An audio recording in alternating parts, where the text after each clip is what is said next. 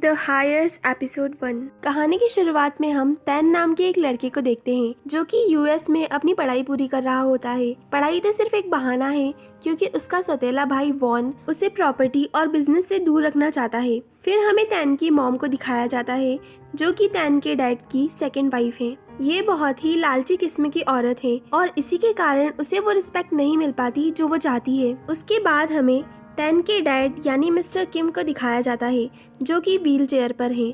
Mister किम अपने बड़े बेटे पर बिल्कुल भरोसा नहीं करते, पर उनके छोटे बेटे का बिजनेस में कोई इंटरेस्ट ना होने के कारण उनके पास कोई दूसरा ऑप्शन नहीं है।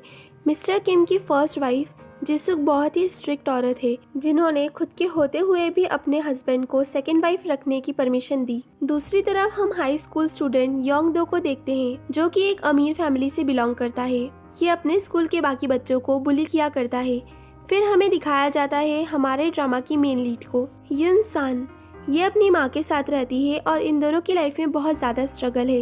युन सान एक स्टूडेंट है पर घर के खर्चे चलाने के लिए वो साथ साथ बहुत सारे पार्ट टाइम जॉब भी करा करती है और इन्हीं कामों के चलते एक दिन वो खाना डिलीवर करने एक ऑटोमोबाइल एजेंसी में पहुंच जाती है जहाँ योंगदो उसे देखता है पर ज्यादा ध्यान नहीं देता। युन सान की लाइफ बहुत डिफिकल्ट है और इसकी माँ भी बोल नहीं सकती और वो मिस्टर किम के घर बतौर नौकर काम करती है। ये तैन की मॉम के बहुत क्लोज है, पर क्लोज से आप लोग फ्रेंडशिप वाला क्लोज मत समझिए। इसका मतलब है एक मालिक और नौकर वाली क्लोजनेस। युन सन का एक बेस्ट फ्रेंड भी है जिसका नाम चैन है, पर चैन की गर्लफ्रेंड बोना युन को बिल्कुल पसंद नहीं करती क्योंकि उसे चैन के आसपास कोई भी लड़की हो ये बिल्कुल मंजूर नहीं और चैन युन को बहुत ज्यादा इम्पोर्टेंस देता है।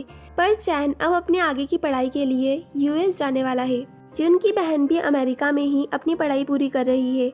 एक दिन उन्हें उसकी चिट्ठी मिलती है। उसमें लिखा होता है कि वो एक बहुत ही अच्छी जिंदगी जी रही है और वो अमेरिका में ही एक अमीर और बहुत अच्छे लड़के से शादी करने वाली है जिसके लिए उसे कुछ पैसों की जरूरत है। युन की माँ उसे बैंक के थ्रू पैसे भेजने का कहती है, पर युन को अपनी बहन से बहुत जलन हो रही थी क्योंकि वो उनसे बहुत ज़्यादा अच्छी ज़िंदगी जी रही है और कोरिया में वो बहुत ज़्यादा स्ट्रगल कर रहे हैं, जिसके चलते वो डिसाइड करती है कि वो खुद ये पैसे लेकर यूएस जाएगी और वापस कभी नहीं आएगी। नेक्स्ट सीन में हम तैन की फियांसे रेचल को देखते हैं जो अपनी माँ ईस्टर के दोबारा शादी करने को लेकर परेशान है और ईस्टर जिस आदमी से शादी कर रही है वो योंगदो के फादर हैं। योंगदो खुद भी इस शादी से खुश तो नहीं है, पर रेचल से कहता है कि उसे इस शादी से कोई फर्क नहीं पड़ता। उनके वहाँ शादियाँ सिर्फ बिजनेस बढ़ाने का एक तरीका है। रेचल योंगदो की इस बात से और ज़्यादा चिढ़ जाती है और यहाँ हमें पता चलता है कि तैन और योंगदो एक दूसरे को फूटी आग नहीं सुहाते।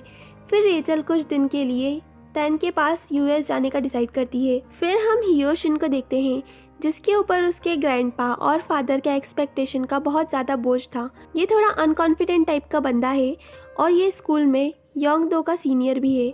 इन दोनों के इंटरेक्शन से हमें ये पता चलता है कि इन दोनों की भी कुछ खास नहीं बनती। यून अपनी बहन से मिलने यूएस पहुंच जाती है।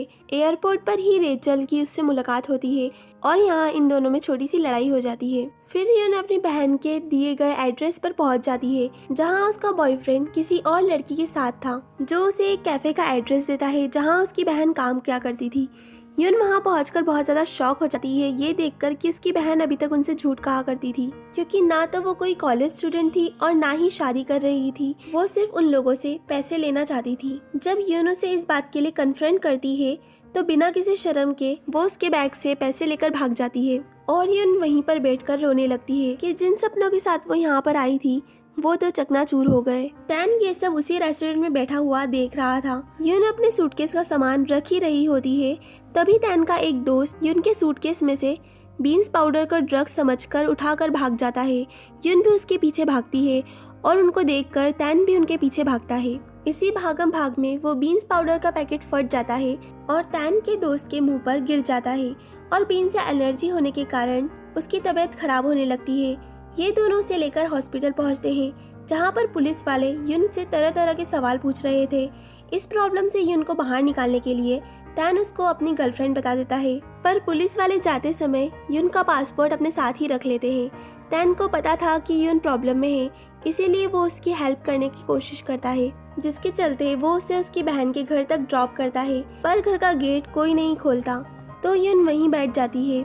युन को बहुत ही डर लग रहा था, पर तभी तैन वहाँ वापस आता है और उसे अपने घर चलने का पूछता है। और यहीं ये एपिसोड एंड हो जाता है। आगे की कहानी जानने के लिए स्टे ट्यून्ड। बाय।